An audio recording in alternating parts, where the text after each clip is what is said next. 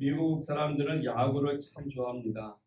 야구를 좋아하기 때문에 야구에 여러 팀들이 있는데 정말로 유명한 팀 가운데 한 팀이 양키스라고 하는 팀이 있죠. 이 양키스 팀은 정말 미국 사람들이 환호하는 팀이고 그 팀의 선수 또는 감독이라면 대단한 사람이라고 할 수 있을 것입니다.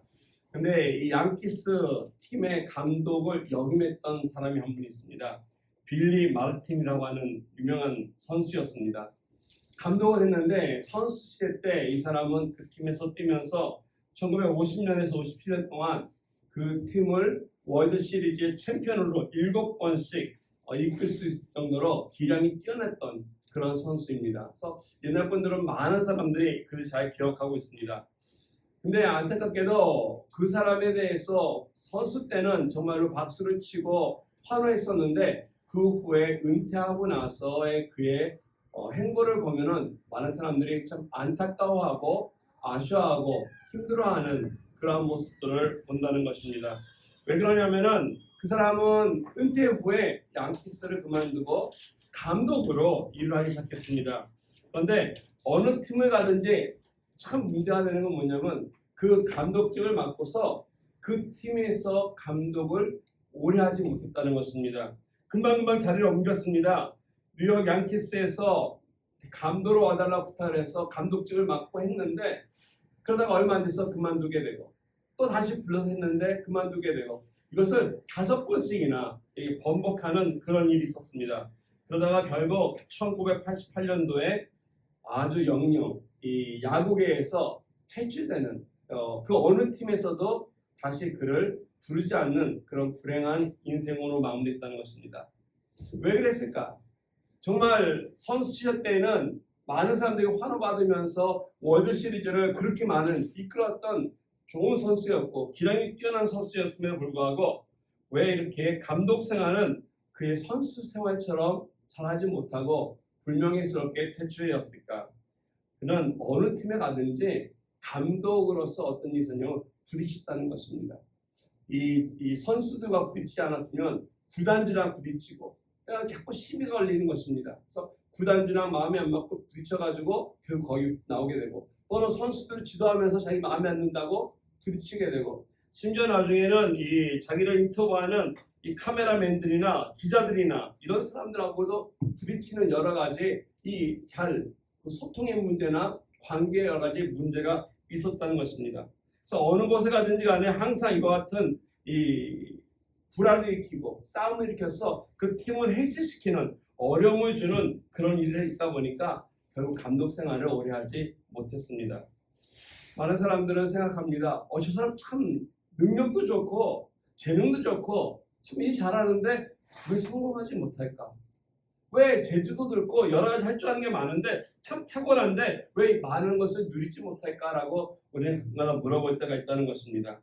근데 그 사람의 어떤 재능이나 어떤 탁월함 이런 재주나 이런 것보다 더 소중한 것이 있습니다. 그것은 뭐냐면 그 사람과 다른 사람과의 관계라는 겁니다. 이 관계성이 매우 소중하고 중요하다는 것입니다. 그래서 사람과의 관계를 좀 서툴게 하면 아무리 능력이 많다 할지라도 그 일을 살아가면서 하는 일이 잘 되지 않는다는 것입니다.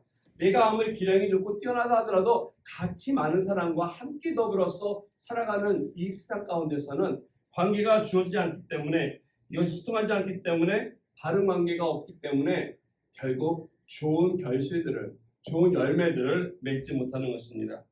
예를 들어서 어느 한 가정이 화목하고 행복하다는 모습을 볼 때 다른 것이 아닙니다. 그 가정이 뛰어나서 돈이 많아서 부자라서가 보다도 그 안에 부부의 관계가 가족과의 관계가 좋기 때문에 그렇다는 것입니다.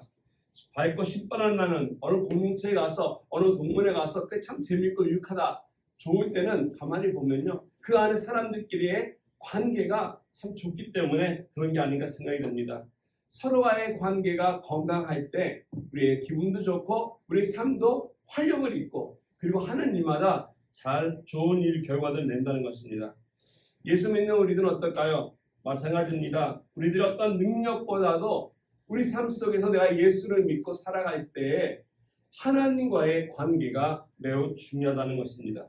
하나님과의 관계가 먼저 바로 될 때, 내가 하나님을 바로 알고 그 바른 하나님을 내가 섬기면서 그와 관계를 잘 유지할 때 우리들의 삶 속에 생동감이 있고 내 삶 속에 변화뿐 아니라 성숙함에 대한 하나님께서 원하시는 열매를 맺는 인생이 될 것입니다. 이와 같은 우리의 삶 속에 이런 관계가 중요함에도 불구하고 우리가 소홀히 할 때가 있고 놓칠 때가 있다는 것입니다. 우리가 좀 서툴 때가 있다는 것입니다. 그래서 관계가 서툴면 이걸로 인해서 우리가 손해도 보기도 할 뿐 아니라 아픕니다. 상처도 받고 또 상처도 주고 이 고통스러운 문제들이 우리가 있다는 것입니다. 나만 고통스러운 건 괜찮은데 내가 속해 있는 함께하는 사람들과의 어려움을 인해서 이 모임이 이런 관계들이 깨지고 해체되는 이러한 일들도 일어난다는 것입니다. 어떻게 하면이 우리가 하나님 앞에 살아가면서 내가 있는 곳에 또 나와 함께 같이 가는 사람들과 함께 이와 같은 깨어지는 것이 아니라 무너지고 넘어지는 것이 아니라 이런 사람들 내가 좀 세워줄 수 있고 나 또한 쓰고 그래서 함께 더불어서 세우면서 어떤 우리들의 바른 터전을 이루며 살 수 있을까? 깨트리는 것이 아니다. 무너뜨리는 것이 아니라 함께 갈 수 있는 인생이 될 수 있을까? 오늘 말씀을 통해서 여러분의 모습을 좀 돌아보시면서 함께 점검하는 시간이 되길 바라겠습니다. 왜냐하면 하나님은 우리를 예수 믿으라고 하나님 백성이 되라고 부르셨을 때는 우리에게 너 저기 와서 깨트리고 해체시키고 무너뜨리라고 하신 것이 아니라 오히려 우리는 사람을 축복하고 또 그 사람을 축복하는 사람으로 세울 수 있는 축복자로 하나님께서 우리를 부르셨기 때문에 그렇습니다. 우리 잘 아는 대로 창세기 12장에 하나님께서 아브라함을 불렀을 때 하신 말씀을 기억하지 않습니까?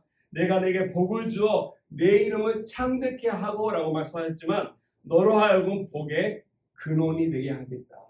그를 통해서 많은 사람들이 복을 받게 하겠다라고 말씀하셨다는 것입니다. 이게 바로 축복의 시작이 될 수 있도록 다른 사람이 너를 만나면 그 인생이 어땠든 간에 그전에는 모르겠지만 너로 인해서 내가 주는 복을 통해서 그 또한 다시 세움받을 수 있고 축복이 시작되는 인생이 될 수 있도록 하겠다라고 하신 말씀이라는 것입니다. 아브라함에게만 이 말씀 약속하시고 하셨겠습니까? 그렇지 않습니다. 오늘날 살아가는 저와 여러분들도 마찬가지로 똑같은 목표로 부르셔서 우리를 통해서 사람들을 위로하고 격려하고 세워서 깨지고 힘들어하는 사람들에게 하나님의 복을 우리를 통해서 전달할 수 있도록 우리를 불러주셨다고 저는 믿습니다. 어떻게 할 때만이 우리가 이와 같은 축복의 통로로 축복된 축복의 세움으로서 살아갈 수 있겠습니까?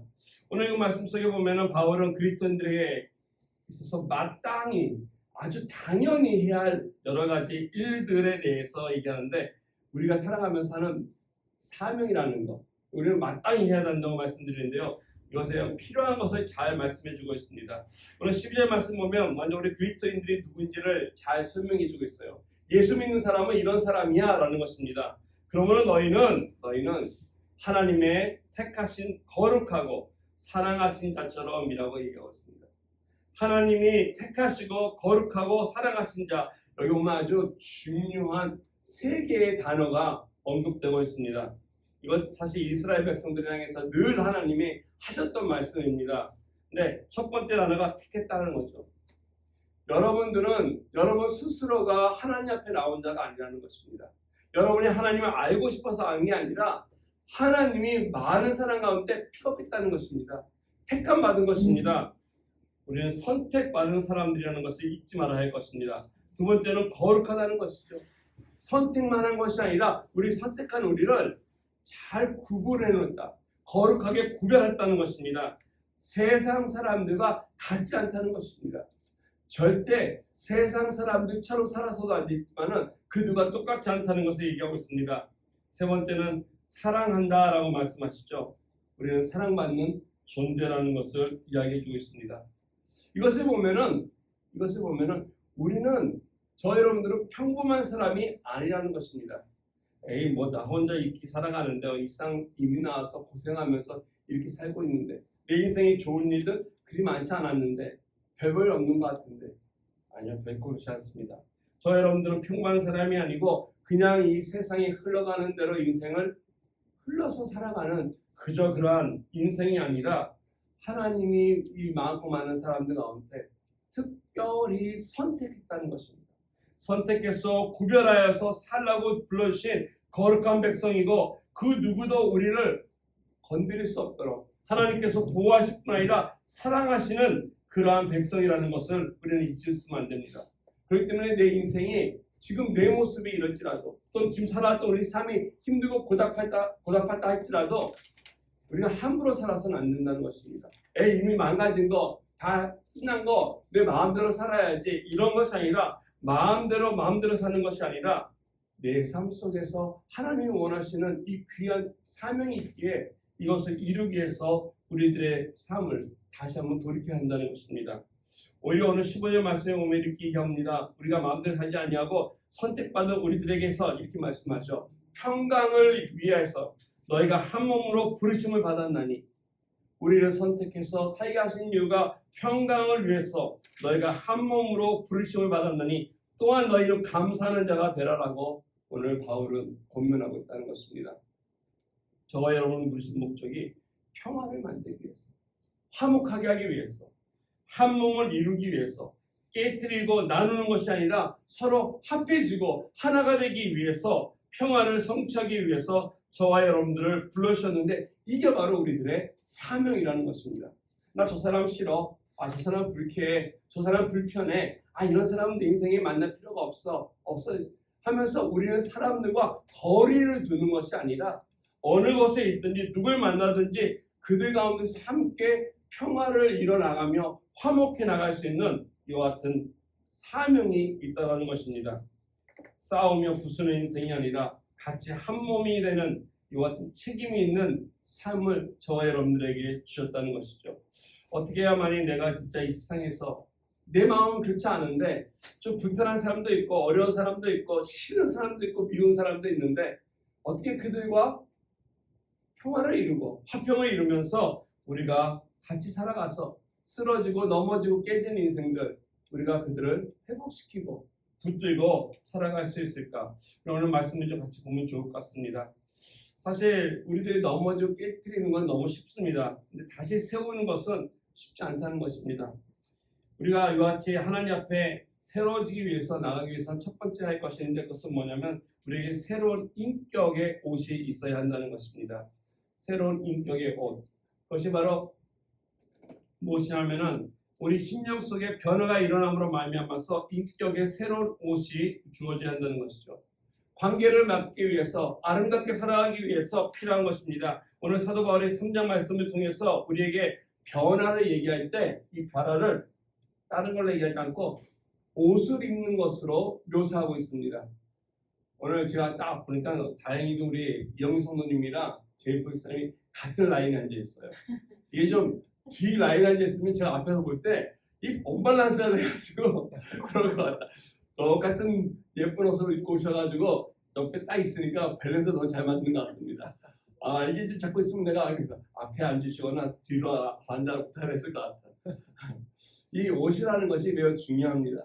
옷은 참 중요한데 이와 같이 우리의 삶 속에서 우리들의 인생을 살아가는 이 모습을 바울은 옷으로 묘사했는데 8절에 이렇게 얘기하지 않습니까? 이제는 너희가 이 모든 것을 벗어버리자 얘기하고 9절에도 옛사람과 그 행위를 벗어버리고 하라고 있습니다. 우리 오늘 이 본문에 읽지 않았지만 9절에 가면 이렇게 얘기하고 있었죠. 우리가 옛 생활과 옛 자아를 내려놓으라는 것입니다. 옛날 모습들, 옛날에 살아갔던 삶의 어떤 습관들, 우리들의 생각들을 내려놓으라는 것입니다. 그래서 오늘 12절에 보니까 긍휼과 자비와 겸손과 온유와 오래 참음을 어떻게 하라? 옷 입으라 라고 말씀하고 있어요. 옷 입으라. 많은 사람들이 교회 생활을 하면서 교회 나와서 예배도 드리고 또 여러 모임도 참석하면서 활동을 합니다. 근데 이런 것들을 통해서 나 예수 믿고 있어, 또 교회 다니고 있어, 나는 세상과 좀 다른 사람이야 라고 하면 우리들의 크리스찬됨을 이렇게 보여주는데요. 솔직히 세상 사람들은 교회 다닌다고 해서 그래 하면서 감동받지 않습니다. 감동받지 않습니다. 오히려 어느 기업에서는요, 한국에서 그렇다고 그러더라고요. 인터뷰할 때 교회 다닌다고 그러면요 마이너스래요. 왜냐면 교회 다닌다고 그러면은 회사에 모임이 있을 때 여러 가지 이유로 빠진대요. 수요예배 가야 된다, 또 무슨 수련회 가야 된다. 또 이 바캉스 기간에도 우리 그 회사에서 같이 어디 가자 그러면은 자기는 선교여행 가야 된다고 그러고. 그래서 자꾸 이 회사와 단합하지 못하는 것 때문에 오히려 교회 가는 사람들을 별로 싫어한다는 것입니다.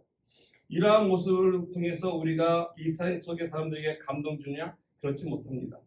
근데 우리가 예수 믿으면서 그들에게 감동을 주고 그들이 우리를 보면서 아 나도 저렇게 살아가야겠다라고 도전을 줘야 되는데 이것이 무엇이냐면 바로 우리는 말씀을 통해서 하나님께 예배를 드리면서 변화되는 우리의 모습이 있어야 된다는 것입니다. 아, 저 사람 보니까 좀 달라져 가고 있어. 올해는 이랬는데 작년보다 올해 달라졌어 라고 하는 그 다름이 그들에게 은혜가 되게 되고 덕이 되게 되고 감사함이 되어야 된다는 것입니다. 우리 올림교회 목적이 무엇입니까? 말씀을 통해서 우리들의 삶을 우리들의 생각을 고쳐나가면서 바른 가치관 속에서 바른 결단들을 내려가면서 바른 삶으로서 살아가는 모습을 추구하고 있지 않습니까? 예전에 살아갔던 나의 모습이 아니라 나의 그런 캐릭터가 아니라 좀 더 새롭게 달라진 모습으로 나타난 것 이런 것을 볼 때 사람들은 우리를 보면서 감동도 받고 아 교회 다니면 뭔가 있구나라는 거 생각한다는 것입니다. 근데 문제는 많은 사람들이 교회 다니면서 뭔가 정리된 것 같아요. 그들의 사고방식이나 뭐 이런 건 괜찮은 것 같은데 알고 보니까 그들의 삶 속에 이 속사람이 그 마음 자체가 아직 변화되지 않아서 똑같은 모습으로 살아가다 보니까 사람을 만날 때마다 아직 그 관계 속에서 부딪히고 소통하지 못해서 그들을 어렵게 하는 그런 존재가 된다는 것입니다. 물론 쉽지 않습니다. 우리의 속심령이 변하는 거, 우리의 변화되는 거 쉽지 않은데 이와 같은 옛 모습들을 어떻게 했냐, 어떻게 변할 수 있을까? 오늘 바울은 우리에게 이렇게 얘기하고 있지 않습니까? 벗으라, 벗어버리라 얘기하고 있습니다. 옛날에 했던 말들, 옛날의 성격들, 옛날에 우리가 가지고 있었던 못된 마음들 이런 것들을 벗어놓아야 되는데 이것을 어디다 벗어놓느냐? 예수 그리스도의 십자가 앞에 내려놔야 한다는 것입니다. 옛 것을 벗지 않고 옛 것을 내려놓지 않고 옛 것을 우리가 다 포기하지 않고 새로운 것을 담을 수가 없다는 것입니다. 그 너무나 단순하고 너무나 보편적인 진리 아닙니까? 그릇에 무엇을 담으려면 그 안이 비어 있어야 합니다. 그 전에 있던 것을 내버리고 새로운 것을 담아야 할 것입니다. 옛것 그대로 할 수 없다는 것입니다. 우리들의 옛 모습은 냄새가 나고 더럽고 사람들로 하여금 찡그리게끔 하고 그리고 불쾌하게 하는 많은 것들이 있습니다. 그래서 우리가 새로운 것이 있어야 되는데 새로운 인격을 입어야 되는데 그 옷이 어디로부터 오냐는 것입니다. 이건 내가 애를 쓰고 내가 노력하고 내가 착해 보려고 하고 그래서 되는 것이 아닙니다. 오늘 성경은 우리에게 얘기하고 있지 않습니다. 우리에게 오는 변화에 대해서 이렇게 얘기합니다. 긍휼과 자비와 겸손과 온유와 오래 참음을 옷 입으라 얘기하는데 이와 같은 옷을 어디에서 살 수 있을까요? 인터넷에서? 온라인으로? 살 수 있는 얼마나 좋겠습니까? 이와 같은 것을 어디에서 구할 수 있겠습니까? 이것을 가만히 있다 보면은 아마 이거 어디서 비슷한 것을 읽지 않았나 생각이 될 것입니다. 갈라디아서 5장에 보면은 성령의 열매는 하면서 열매들이 나오지 않습니까? 9가지의 종류의 열매가 나오는데 이와 같은 거 다른 말로 하면 바로 이와 같은 옷은 내가 구입할 수 있는 것이 아니라 성령을 통해서 주어진다라고 하는 사실입니다. 나 스스로 이와 같은 인격을 만들어낼 수 있는 것이 아니라 내가 하나님 앞에 나와서 벗어놓는다면 십자가 앞에 나와서 나의 옛 모습을 고백하며 내려놓을 때 성령 하나님이 우리에게 기름 부음을 통하여서 새롭게 새로운 옷을 입혀 주신다는 것입니다. 이러면서 사도 바울은 새 인격의 옷을 입으라고 말씀하십니다. 다른 말로 하면 성령의 능력을 받으라는 것입니다. 성령의 능력이 있다는 것이 아닙니다. 우리 삶 속에 이와 같은 조그만 변화들이 일어나는 것이죠. 우리 인간들은 저와 여러분들은 가만히 우리 보면 그래요. 우리는 착하지 않습니다. 우리 본성은 악합니다. 우리는 그걸 잘 알고 있어요. 남이 잘 되는 거 잘 이렇게 기뻐해 주지 못하고 박수 쳐주지 못합니다. 내가 좋은 혹시 내가 예뻐하는 것이 잘 되면 모를까? 그렇지 않으면 별별이 없으면은 남을 세워주고 칭찬하는 거 별로 하지 않습니다. 우리 한국 속담에 오죽했으면 그런 얘기 있지 않습니까? 사촌이 땅을 살면 어떻게 된다고요? 네, 배가 아프다고 그러죠. 배가 아프다. 근데 요즘에는 약간 바꿔서 얘기한답니다. 사촌이 차를 사면 교통수명이 된대요. 아니 사촌이 차를 사면 경비공이 되거나 차를 사면 세차장을 운영하거나 이래가지고 좀 도와줘야지. 사촌이 차를 사면 교통수명에 대해서 뭐 하려고 합니까? 그래요. 네, 못된 마음이죠. 우리가 그래요. 우리의 심령이 좀 누군가 뭐 나보다 잘 되는 거 그게 기뻐하지 않는 것 같아요. 근데 이런 것이 그냥 쉽게 사라지지 않는다는 것입니다. 이것이 내 노력이 되는 것이 아니라 성령 하나님께서 나에게 새로운 옷을 입혀주며 나가야 돼. 내가 새로운 것을 내가 옛 것을 벗어 내려놓고 성령의 내 마음을 주도하고 나갈 때 내 마음 속에서 하나님이 원하시는 그와 같은 긍휼함과 또 인내와 겸손과 오래 참들이 우리에게 나타난다는 것입니다. 하나님께서 우리 앞에 이와 같은 일이 있도록 우리가 기도해야 할 것입니다. 하나님 나의 옛 못된 심령들을 성령의 능력으로 바꿔주시고 좀 주님처럼 바울처럼 좀 우리가 살 수 있도록 도와주십시오라고 기도하면서 나가야 할 것입니다. 나는 안 된다는 것을 우리가 인정하며 하나님 앞에 내가 먼저 바로 설 수 있도록 내가 깨지는 것이 아니라 나 혼자 넘어져 있는 것이 아니라 내가 하나님 앞에 바로 설 수 있도록 회복될 수 있도록 기도하며 나갈 때 우리는 하나님께서 주신 귀한 사명인 평화를 이루고 다른 사람과 하나가 될 수 있도록 하는 이 일을 잘 감당할 수 있을 것입니다.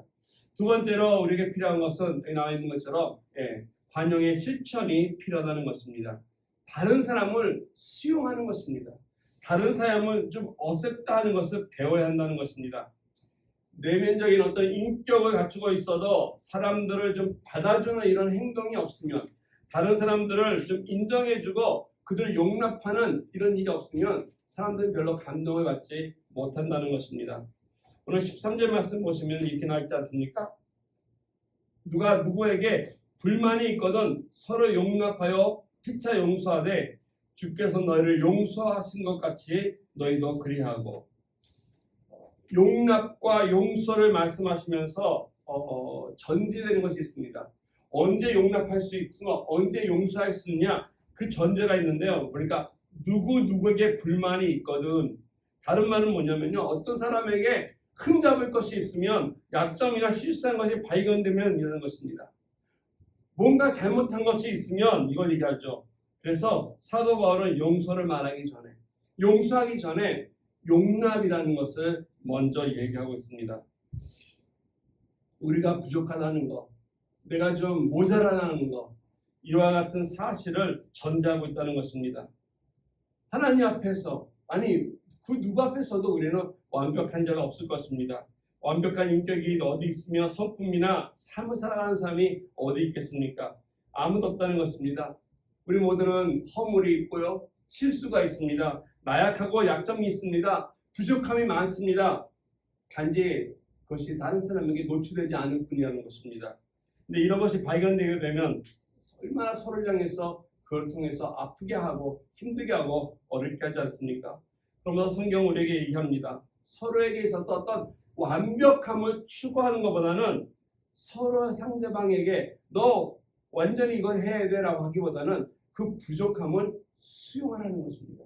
그 부족함을 용납하라는 것입니다. 그의 실수와 허물을 좀 받을 수 있는 것을 배우는 마음을 우리에게 먼저 하라는 것입니다. 이러할 때 그 관계가 깨지는 것이 아니라 불편해지는 것이 아니라 오히려 그 관계가 성숙해지고 돈독해지고 함께 세워져 나가는 비결임을 말씀해주고 있습니다. 우리 사실 부부관계라는 게 쉽지 않습니다. 한평생 서로 살기로 약속해놓고도 그러지 못할 때도 있지만 살면서도 참 여러 가지 어려움이 있습니다. 서로가 노력하고 애써보지만 불편해서 아직도 싸울 때도 있고요. 맞지 않을 때도 있습니다. 알게 모르게 우리들의 옛 모습들이 그대로 있기 때문에 그렇습니다. 어떤 배우에게 물었다고 합니다. 부부가 뭐냐? 그랬더니 배우가 이렇게 얘기합니다. 희극과 비극의 시나리오다. 부부의 생활은 희극과 비극의 시나리오다라고 있답니다. 사업가에게 질문했더니 사업가 이렇게 얘기합니다. 위험한 투기입니다. 위험한 투기다. 군인한테 부부가 무엇이냐 물었더니 30년 전투입니다. 얼마나 많은 전쟁을 했으면. 과학자에게 똑같은 질문을 했습니다. 그랬더니 과학자가 이렇게 얘기합니다. 두 가지 무해한 물질이 서로 합하여서 하나의 유해한 요소를 만들어내는 실험의 과정이다. 좀 복잡하지만 뭐 그런 이야기를 했다고 하죠. 기상 통보관에게 똑같은 질문을 던졌더니 맑은 날씨가 오늘 하루 시작하더니 점점 구름이 끼다가 천둥이 치고 소나기가 쏟아지는 것이 부부관계다. 여러 가지 모습이 있지 않습니까? 그만큼 힘들고 어렵다는 것입니다. 그리고 어떠한 똑같은 패턴이 있는 것이 아니라 굉장히 다양하다는 것을 얘기하고 있죠. 솔직히 그 누구도 이와 같은 데서 자유롭게 아주 편안하게 살 수는 없을 것입니다. 그런데 오늘 성경을 보면요, 그렇게 얘기합니다. 부부관계가 무엇인지를 잘 얘기해주고 있습니다. 그래서 우리가 성경에 귀를 기울이고 성경이 얘기해주는 대로 살아간다면 약간 더 낫지 않을까. 창세기 2장에 보면 하나님께서 부부를 만들어 놓고서 이야기하셨는데 뭐라고 하냐면 돕는 배필이다라고 말씀하셨어요. 돕는 배필이다. 우리는 이거를 여자가 남자에게만 얘기하는 줄로 이렇게 착각할 때가 있습니다. 그래서 당신 날 도와야 돼. 무조건 그러면 여자한테 뭘 시킵니다. 나는 도와야 된다라고.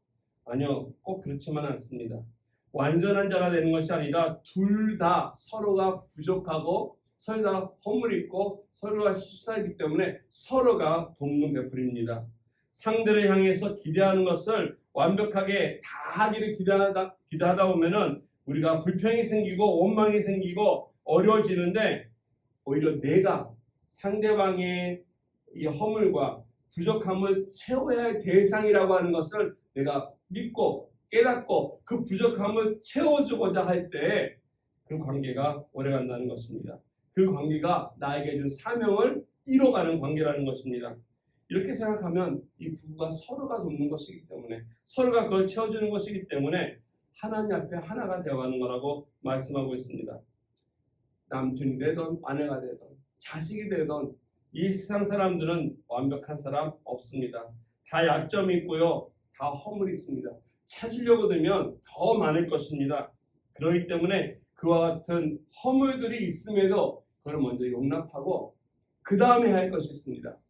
용서하라는 것입니다. 용서가 필요한 것입니다. 그래서 오늘 성경은 너희들에게서 용서하라고 하셨는데 그냥 용서가 아니라 우리가 용서받은 것처럼 우리도 용서가 필요해서 하나님부터 용서받은 것처럼 우리 또한 용서하라라고 성경은 말씀해주고 있습니다. 마치 주님이 우리를 사랑하셔서 용서하신 것처럼 우리 또한 그를 향해서 서로 용납하고 용서하라라고 말씀해 주신 것입니다. 그래서 문제가 생기면 그 관계 속에 틀어지면 십자가를 생각해 보세요. 주님께서 나를 용납하시고 용서해 준 것처럼 십자가를 묵상하시면은 내가 오늘 여기까지 어떻게 오게 됐는데 내 인생을 어떻게 지금까지 살아왔는데 내 힘으로 산 것이 아니라 하나님의 사랑과 하나님의 용서하심과 하나님의 인내하심 때문에 오늘까지 왔음을 알게 된다면 나에게 하신 것처럼 나 또한 다른 사람에게 상대방에게 할 수 있다면은 우리는 그 가운데 아름다운 관계로 축복의 통로로 회복시켜 줄 수 있는 기회가 있다는 것입니다. 우리가 어려운 삶 속에서 힘들 때마다 우리가 마음속에 십자가만을 생각한다면은 그 관계를 회복할 수 있는 귀한 길이 있음을 잊지 말아야 할 것입니다. 십자가의 능력을 통해서 서로 용납하는 삶이 있을 수 있도록 그래서 그러한 삶을 통해서 우리가 하나님 앞에 축복하며 축복으로서 영광을 돌리기를 주님의 이름으로 축원드리겠습니다. 마지막 세 번째로 이 같은 주연 인격의 변화 속에서 중요한 것이 있는데요. 그것은 우리 삶 속에 한 가지 이유는 바로 사랑이라는 것입니다. 이 모든 것을 다 갖췄지만 그 가운데 한 가지가 필요한 것이 오늘 14절에 있습니다. 모든 것 위에 사랑을 더하라. 이는 온전하게 매는 띠니라. 그래서 사랑의 매듭이 우리에게 필요하다는 것입니다. 좀 전에 말씀드린 것처럼 우리가 옷을 입지 않습니까? 옷을 입고 나서 바울은 이 입는 문제를 잘 얘기하고 나서 마지막으로 벗고 새 옷을 입고 맨 마지막에 하는 것이 띠를 묶어서 그 옷이 벗어지지 않도록 흐트러지지 않도록 한다는 것입니다. 그래서 우리들의 삶 속에서 마지막으로 옷을 잘 차려 입은 후에 묶어지는 그 띠가 오늘 보는 사랑이라고 얘기하고 있다는 것입니다. 이것이 바로 우리 크리스찬 삶 속에서 더해져야 할 귀한 요소입니다. 다른 것이 모자라도 좀 부족해도 상대방이 좀 어렵게 하더라도 불편하게 하더라도 이것이 더해지면은 끝납니다. 이게 요리하다 보면은 간을 맞추다 간이 잘 안 될 때가 있지 않습니까? 여러분들 뭐 잘하시는 분은 그렇지만 저 같은 경우는 안 되면은 저는 마법의 저게 있습니다. 냉장고 딱 열면은 거기 이렇게 안에가 여러 가지 조미료가 있는데 그 중에 하나가 있어요. 그걸 딱 집어넣으면 맛이 달라져요. 그건 뭔지 몰라요. 저는 그걸 써요. 우리 와이프는 몰라요. 저는 딱 그만 넣으면은 마법처럼 맛있어져요. 그게 다시마인지 그거 뭔지 모르지만 아니면 그게 약간 맛이 나는 게 그 라면 스프릿한 맛이 나는데 그것만 넣으면 맛이 짠하고 변합니다. 근데 마치 이와 같이 어려움이 있을 때 이것만 들어가면 그것이 해결되는 것인데 바로 그것은 성경은 사랑이라고 얘기해주고 있습니다. 마지막에 이것만 더해지면 사랑으로서 해결될 수 있다는 것입니다. 좀 불편해지고 어려우지만 사랑이 더해지면 그 사람의 인격이 좀 흠이 있을지라도 문제가 있을지라도 사랑이 있으면 문제 삼지 않는다는 것입니다. 사랑이 더해지게 되면 나에 대한 기대를 접어버리고 기대와 상관없이 그 사람을 순수히 사랑하며 용납할 수 있다는 것입니다. 그래서 이 사랑의 띠라고 하는 것이, 이 사랑의 묶음이라고 하는 것이 마지막을 잘 이렇게 포장하고 결정해줄 수 있는 귀한 요소, 이게 바로 사랑입니다. 저 여러분들 오늘 여기서 예배드릴 수 있는 거 결국 하나님의 사랑 때문이 아니겠습니까? 우리가 죄인이었을 때 아무것도 할 수 없는 우리들, 정말 우리가 할 수 있는 것이 무엇입니까? 근데 하나님이 먼저 우리를 사랑하셨기 때문에, 먼저 구원해 주셨기 때문에 오늘 우리가 이곳에 있는 것이 아니겠습니까? 바울은 로마서 8장 36절에 시편 말씀을 인용하면서 이런 고백을 겪습니다. 우리가 종일 주를 위하여 죽음을 당하게 되며 도사당할 양같이 여김을 받았나이다 얘기합니다. 그러나 이 모든 일에 우리를 사랑하는 이로써 말미암아 우리가 넉넉히 이깁니다. 우리가 힘들어도 우리를 사랑하는 이로써 사랑 때문에 넉넉히 이긴다라는 것입니다. 예수 믿는 사람이 그래서 이 세상을 살아가면서 겨우겨우 힘겹게 살아가는 인생이 아니라 예수 믿으면 부득불 살아가는 인생이 아니라 정말로 그리스도 안에서 넉넉하게 힘차게 행복하게 살아가는 삶입니다. 왜? 그 안에 사랑이 가득 차 있기 때문에 그렇다는 것입니다. 이 사랑이 나에게 가득 차서 넘쳐서 다른 이들까지 갈 때 축복의 통로가 되는 인생이 되는 것입니다. 우리 삶 속에 힘들 때 함께 같이 기도해서 이 사랑이 나에게 부어질 때 우리는 다른 사람을 향해서 또한 이 사랑을 넉넉히 나눠줄 수 있을 것입니다. 예전에 구독했던 이 책자가 하나 있어요. 목회와 신학이라고 하는 책자인데 이제 예전과 다른 스타일로 나왔기 때문에 구독을 안 하는데 거기에 보다 보니까 이런 이야기 하나 있습니다. 미국의 아주 유명하고 대표적인 이 부흥사 중에 안토니라고 하는 사람이 있어요. 안토니 깜폴러라고 하는 목사님이 있는데 이분은 이제 감리교 출신의 목사님이십니다. 그리고 또 이제 신학교에서 가르쳤는데 어느 한 번은 이 펜테코스타 오순절교회에서 큰 집회가 있어서 요청받아가지고 그 교회 가서 말씀을 전하기로 했다고 해서 갔습니다.